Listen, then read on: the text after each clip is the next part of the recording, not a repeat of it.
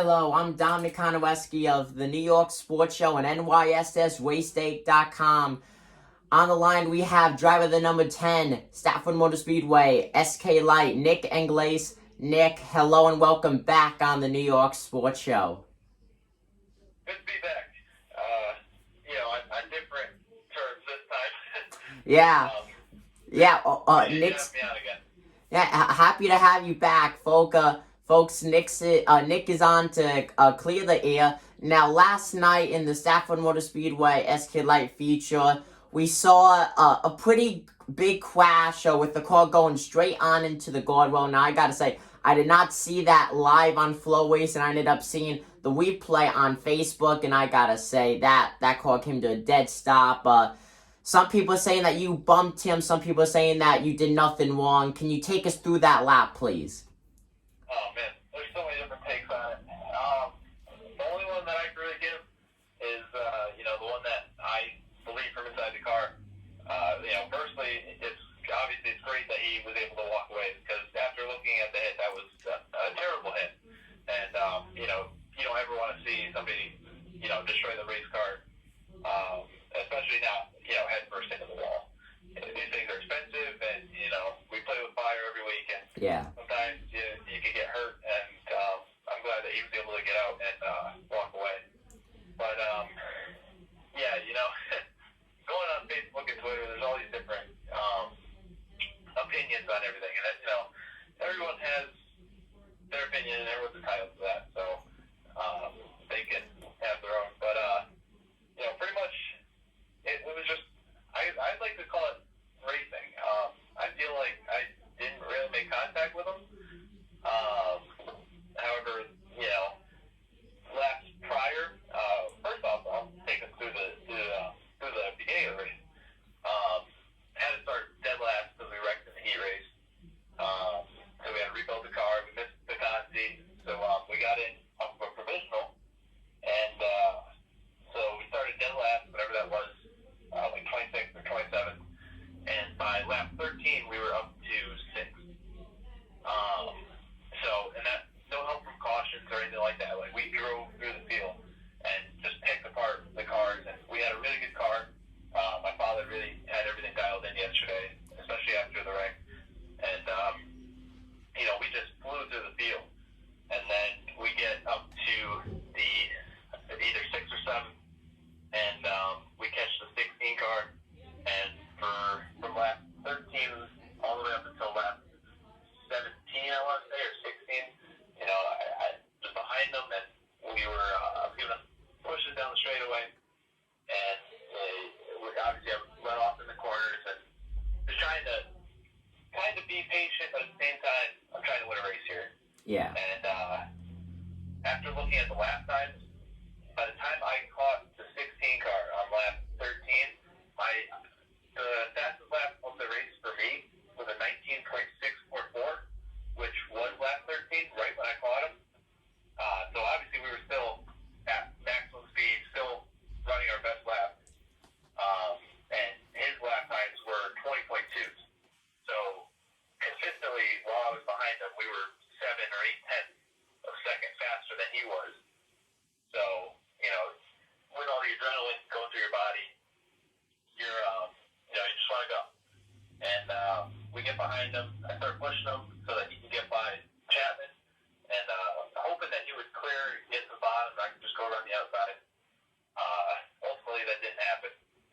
Just kept pushing, and eventually we reach 4 laps to go, and we go into turn 3, and the lap prior to that, I got ran up in the marbles in turn 3, all the way up to the top of the racetrack. There's actually, if you watch the video, you can see sparks and all that from us getting ran up the track, and we almost wrecked. Well, we both almost wrecked, and that would have definitely not been good. But so then the next time around, we go into turn 3, and I lay off of him.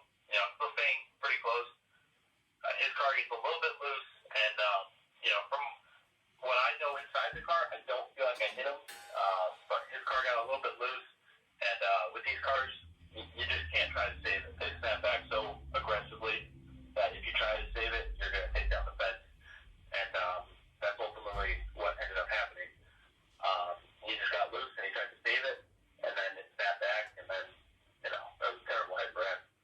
But, yeah, 100%. Yeah, everyone has their opinion of whether I wrecked them or intentionally wrecked them. I think it was more just racing than anything else. But I can't change other people's opinions. Yeah, definitely. Everyone's gonna always have their respected opinion. Now, personally, from the replay that I saw, it's gonna be up on the screen right now for everyone watching this video to see. It really doesn't look like there was any contact made. I mean, overall, I would consider that a racing incident. By no way was it intentional, but what a hard hit that was. Great to see everyone walk away, and then you had Sammy Anderson come in and also hit the exact same spot with a 16 hit. So, question, because we also had a kind of the same kind of wreck in last week's SK Light Race, where they ended up having to be track repairs as well due to the guardrail taking a lot of damage from a hard hit. Do you feel safe when you're in the car at Stafford? Do you feel like guardrails all the way to go? Do you feel like Stafford should put a wall up around the track? I think when I'm inside the race car, I ultimately feel pretty safe at Stafford. They've done everything that they've done that they could do, to make us feel as safe as possible. And with modern technologies and the innovations that we have in the cars today, like the implementation of devices and stuff like that, ultimately I think we're pretty safe, and that's how we could see people like Todd and Sammy, hit the wall that hard and then get out and walk away, is because Stafford knows what they're doing with the guardrails and stuff like that, and obviously with all of our requirements for the rules and what we need to have in the cars, they know what they're doing, and ultimately I feel pretty safe. Like I took a big wreck in 2019 where I went driver's side first into the turn 1 gate where we come off the track, and I ended up breaking the gate, so they had to go through track repairs to repair the gate, and I got out and walked away, and there wasn't even a bruise on my body. So ultimately I think everyone genuinely feels pretty safe out on the track, and Stafford definitely knows what they're doing, so I put 100% trust in them. Yeah, I agree with you with that. Stafford definitely does a lot to keep the drivers and fans safe. Now, we're only not even 5 weeks, we're not even a quarter through this racing season at Stafford, and we've seen some pretty nasty wrecks across all the divisions. But really, the SK Lights and the SK Modifieds taking most of those blows.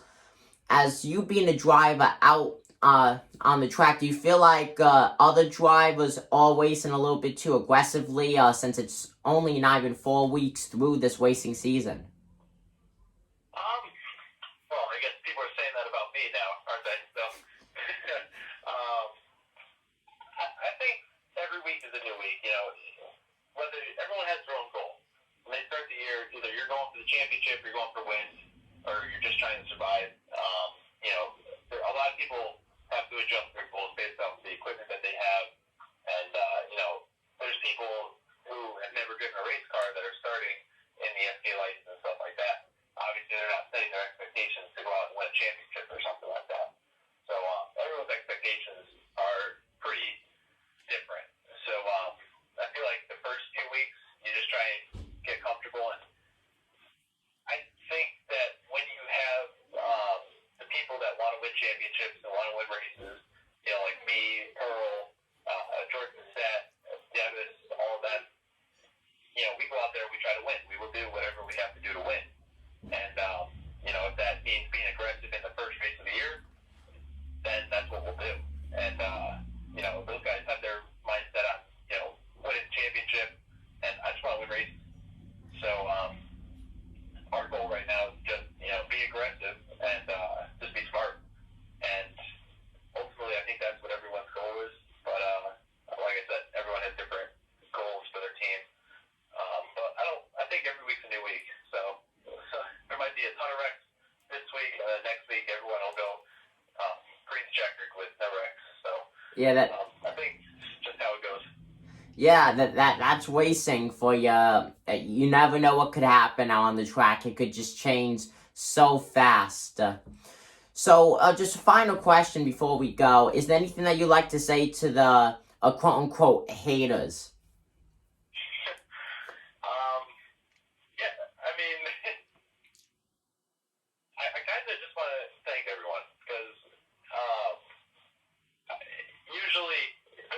people who you can talk about them and they'll be like, you say a name and everyone's like, who? I feel like we're not one of those people. You know, I have fans and I have haters, and if my fans go on Facebook and they have to post their opinions of what they think, and the haters go and, you know, combat that, and it's cool to see, because, you know, there's a lot of passion that goes into racing, and to see, like, I don't care if you're hating me or if you're a fan of mine, I just like to see if there's passion there. You know, it takes time out of your day to focus on racing and to form your hates or whatever you want to call it. And it's just cool to see that, you know, people still have a big passion for the sport, to the point where they will literally hate a driver for a simple mistake. But the only thing I don't really, I'm not a big fan of, is just people that go on Facebook and Twitter. And if you want to put your opinion out there, like, that's one thing. But you kind of have to draw a line at some point, and people go after, like, everything. They'll go after people being talentless, like the whole Chase Dowling and Ronnie Williams situation last week. You know, Chase called Ronnie talentless.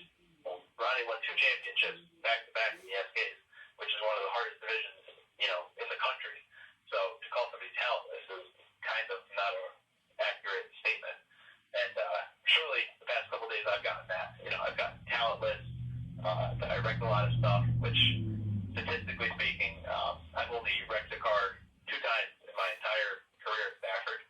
I've gotten that I get black flagged a lot. I've only gotten black flagged 3 times in over 60 races between Waterford and Stafford. So, you know, there's people that I think just try and get on your nerves, and they don't really have any statistical proof to back them up. So, yeah, the important part for all of the drivers out there is to just not even let it bother you, because you're always going to have haters, and I can't please everybody. If I'm letting this person, you know, get to me, and I try to do something to please them, now I'm going to make somebody else mad. And I can't please everybody, and I'm just there to drive my race car. That's all I'm there to do. I'm not there to make friends. And, you know, Ted Christopher said that best. If I wanted to make friends, then I would go to summer camp. And I'm not going to summer camp. I'm going to a racetrack. So I just do my thing, and if people like it, you know, they're a fan, they'll support me. And if they're my haters, then, you know, thanks for showing your passion. Yeah, definitely. You know, there's always going to be haters, but obviously you're doing something right if people are hating on you. Nick, keep up the good work. Thank you for joining us here on the New York Sports Show on NYSSRaceDate.com. Folks, once again, this is driver the number 10, Stafford Motor Speedway, SK Light, Nick Anglace. Nick, thank you.